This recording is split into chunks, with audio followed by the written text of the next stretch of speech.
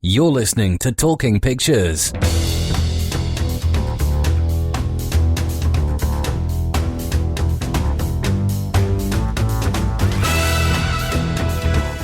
Hello and welcome to Talking Pictures, your essential guide to the movies with me, Frida Cooper. And on this week's show, the film with the alternative title of Spot Paul McCartney.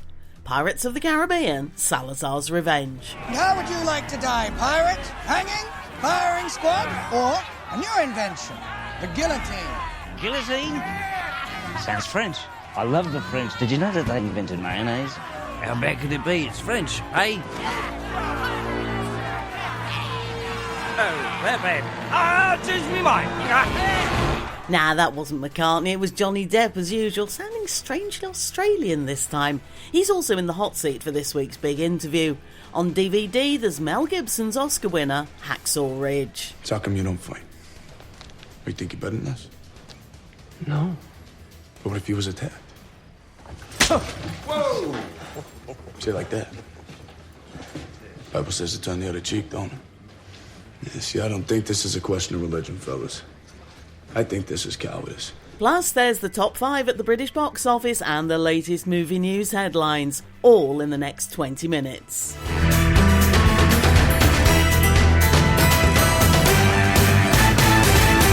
So to this week's new releases, and they're dominated by the latest from Disney. Pirates of the Caribbean, Salazar's Revenge, number 5 in the franchise, and it's in cinemas now, certificate 12A. And in case you're wondering, there is going to be a number 6, which means it's a pretty safe bet that Johnny Depp will be back again, yet again, as Captain Jack Sparrow.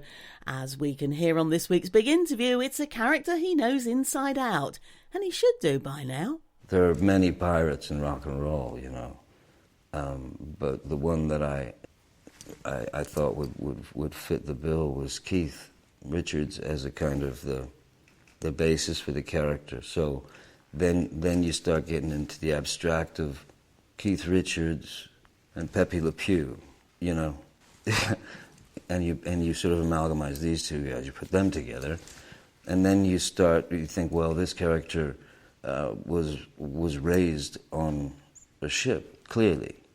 So when he's on a ship, he's sort of fine. When he's on land, he can't stand it. Everything's a bit like that. Because of his irreverence, which is more sort of innocence than irreverence, there's a purity to Jack. There's something of him that just says whatever comes out of his mouth, and then deals with it. Maybe realizes it about 5.5 seconds later because he's a little scrambled up top. He is able to get away with things that we'd love to be able to get away with. And I feel it when I'm playing Jack, you know, Captain Jack. There's a real safety in playing him for me because I can always, it doesn't matter what anybody asks me, I don't answer back quite quickly. I think what we've done here is come up with new angles, new, you know, surprises. Things are a bit more bizarre, a bit more, you know, kind of dark even, and then some really funny stuff in there as well. So I think it will have the surprise, that element of surprise that the first had, you know. Well, I hate to disappoint you, Mr. Depp, but there isn't much in the way of surprises here, except for the fact that the franchise has made it to number 5, and it seems that Disney themselves thought it needed a breath of fresh air because they've brought in 2 new directors, and they've not done too badly. This episode starts with Jack down on his luck, robbing a bank, dicing with death, all the usual stuff. But there is big trouble looming on the horizon in the shape of Captain Salazar and his ghost pirates, who are hell-bent on killing anything or anybody that stands in their way. And Jack is top of their list. To get rid of them, well, he needs to track down something called the Trident of Poseidon, but let's face it, he'll do anything to save his scrawny neck. Depp might be the star of the film, but he is also its biggest liability. He seriously looks like he's run out of steam, or interest, or both. And all that hammy gurning is like a bucket of cold water over what should be the laughs. The new directors, unfortunately, couldn't extend their fresh perspective to him, and he is one very tired-looking Sparrow. Now, like last week, we have yet another celebrity cameo. Last time it was the risible David Beckham in King Arthur. Now it's no less than Paul McCartney, looking like he's borrowed Depp's costumes and his makeup artist. He does his best with his lines, doesn't take his moment too seriously, and he's probably got about the right idea. The film has some good set pieces, but it really is desperately over-reliant on CGI and a good half hour too long. The climax seems to go on forever. Yet Disney does look to be on course for yet another winner at the box office, and of course there is number 6 to come. But perhaps the subheading for that should be Sparrow's Farewell. From pirates way back when to bad guys in the here and now, this is Detour. Now go wherever it's going and have your boring, miserable life, because I can guarantee it'll be a whole lot better than being in debt to Johnny. I'm not going to be in debt to Johnny because I'm going to pay him. What do you think happens when Johnny's running low on cash? Hey, Harper, hey, my car broke down. I'm gonna need a little extra cash. Well, then I'll say no. And he'll politely remind you, one phone call from him, you're going straight to jail. Yeah, and so is he. No, because you see, Johnny can call about 20 maniacs in prison, all doing life without parole, who for a case of cigarettes will say they killed your stepdad and you paid him to do it. Ty Sheridan getting a reality check from Bel Powley in Detour, which is in cinemas and online now, certificate 15, and he needs it because he's done something rather stupid. His mother's in a coma, he blames his stepfather, and he spends most of his evenings on the bottle, except that after one particularly heavy night, he wakes up to find local bad boy Johnny on his doorstep. Apparently, he's employed him to kill his stepfather, and Johnny is not taking no for an answer. Now, this is a noir thriller with a plot like a corkscrew, taking you off in one different direction after another and never allowing you to settle, which is absolutely fine because the result is a really tense 90 minutes. It's a film, strangely enough, that owes its story to a rom-com, the 1998 movie Sliding Doors, which looked at what happened when Gwyneth Paltrow caught her tube on one particular day and what happened when she didn't. Director Christopher Smith also does something rather different with the usually cliched split screen technique. Instead of just dividing the screen into two, he shows you different scenarios all happening at the same time, or allowing you to watch what a character is doing in one frame and what they're thinking at the same time in another. Sometimes we even get parallel storylines, but what it does is to add to the tension and the slick style of the movie. The young cast are great. Indie regular Ty Sheridan in the lead, Britt Bel Powley as a resourceful hooker, and Emery Cohen as Johnny. Now, if the name doesn't ring a bell, think of the straight-up romantic lead in Brooklyn last year. He's almost unrecognisable as a young thug covered with tats, and he put me in mind of the chameleon that is Ben Foster. This small, sharp indie movie isn't getting massive distribution, but it really deserves to find an audience. If you love a noir thriller, this is one detour that's very much worth the trip. You're listening to Talking Pictures. No clip for the next new release because it's in Chinese. I Am Not Madame Bovary is in cinemas now, certificate 12A, a wry comedy drama about one solitary peasant woman who takes on local politicians and the judiciary in her fight to have her divorce declared null and void. Now, this isn't just about making the audience laugh, or indeed casting a searching light on the shortcomings of the Chinese legal system and its unfathomable bureaucracy, because the thing that hits you between the eyes are the visuals. Scenes in the town where the woman lives show each camera shot in a circular frame. It concentrates the eye, but it's also strangely liberating for the cinematographer, allowing the circle to caress the image or allowing him to divert your eye even within such a confined space. And when the story moves away from the town, the photography is framed differently, in something approaching 4:3 ratio. Now it's all straight lines, right angles, formality and stiffness, just like the government officials and the judges. Row upon row of self-important men who are more interested in protecting themselves and their own positions than resolving her complaint. But they're no match for the canny woman who outfoxes them at every turn. It's spellbinding, it's ironic, and it's an eye-opening insight into modern Chinese life, one where the one-child policy lingers on and high-tech gadgets exist alongside traditional acrobats. It may be over-wordy at times, and perhaps it's longer than it should be, but it's an immensely rewarding and enlightening watch. From China to Czechoslovakia in the 18th century, in Interlude in Prague. Come. Drink your wine. I would rather not. Well, I would rather you did. You see, although we are not yet formally betrothed, I am intent on you learning a lesson tonight. A very menacing James Purefoy in Interlude in Prague in cinemas now, Certificate 15, a film that's overshadowed by another movie from the mid-80s, Amadeus, because this time Mozart is brought to the city by a wealthy baron and while he's there starts composing Don Giovanni. A young soprano catches his eye and they soon begin an affair, but the baron has his own plans for the girl and when he finds out that she and Mozart are lovers, he's determined to put a stop to it. Now this gives us a rather different portrait of Mozart from the giggling, crass, lascivious one in Amadeus, although he is still something of a flirt with the ladies. And Anirin Barnard brings just enough intensity to the role to make him convincing.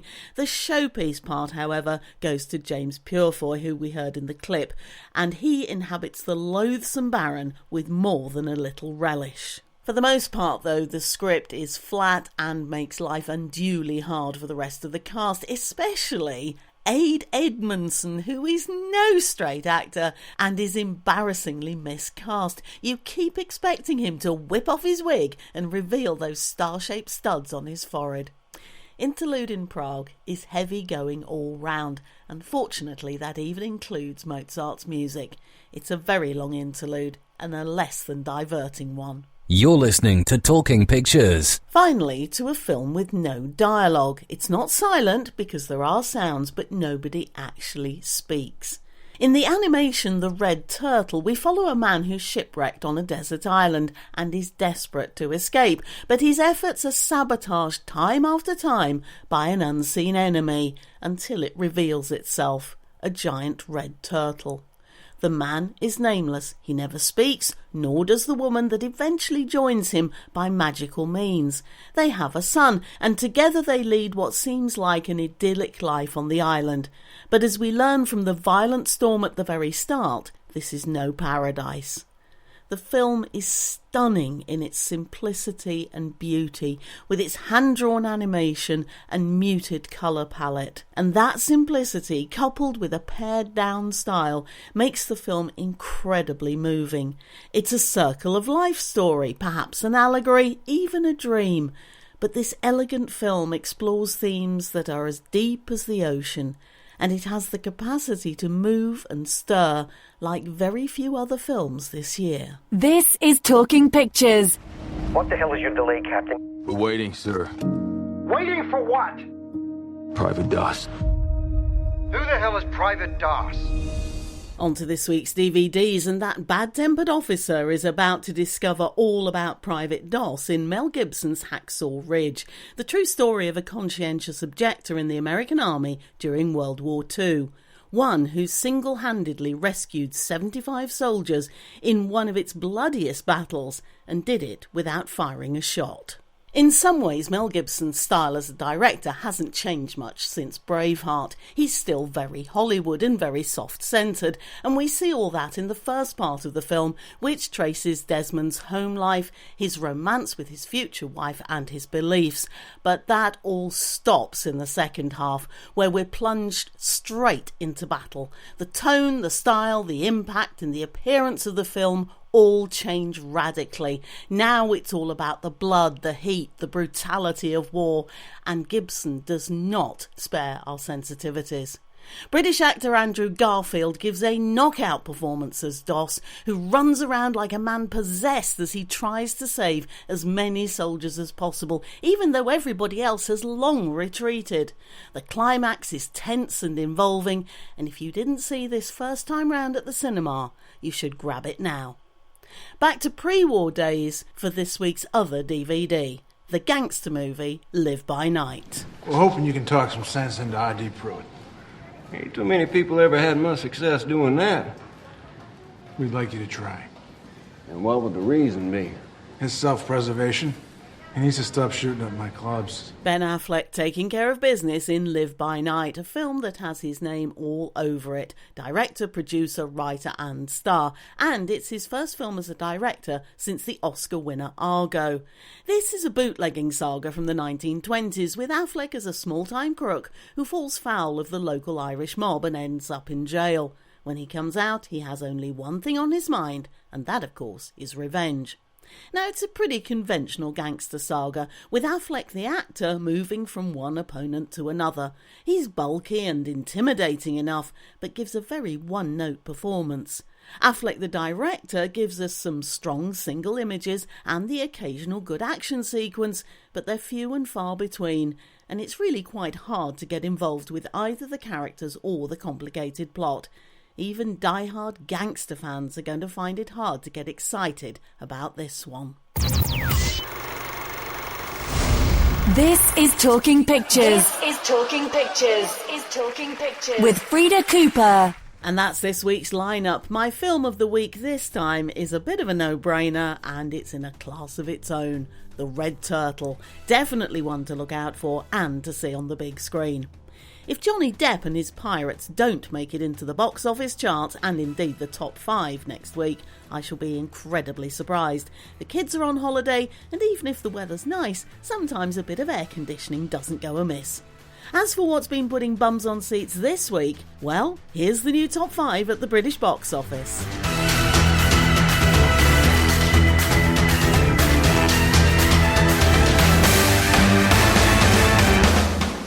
Just 2 new entries this week, and one of them goes straight to the top of the pile. At number 5, believe it or not, The Boss Baby is still hanging on. In at number 4 comes the first new entry, and that is Snatched, while Guardians of the Galaxy 2 is down to number 3. Alien Covenant could only manage 1 week at the top and is down into second place, which means the Cockney King has made it to the top. Oh, blimey, it's King Arthur. You've got the wrong man, sire. I was born in a brothel on a bridge in Londinium. The sword can only be drawn by Uther Pendragon or his direct heir. You felt it, didn't you?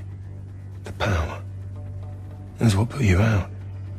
You just don't know how to control it. In this week's movie news headlines, and in the week when The Boss Baby is still in the top 5, Universal and DreamWorks have announced Boss Baby 2. A long pregnancy though, because the film won't arrive until 2021. Jessica Chastain is set to play Swedish actress Ingrid Bergman in a film about her relationship with war photographer Robert Capa.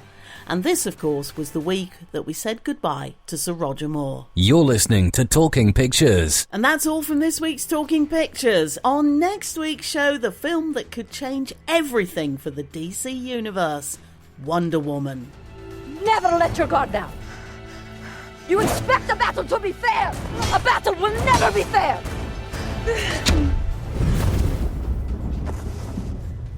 And there's a powerful lineup of DVDs, including Mike Nichols' Loving and Natalie Portman as Jackie. They wanted to share my grief, so I let them. But after I realized that all the pageantry, all the demands I made to honor him, it wasn't for Jack or his legacy. It was for me. Plus, there's the top 5 at the British box office and the latest movie news headlines. So I'll be back with another edition of Talking Pictures next week. Until then, enjoy the movies.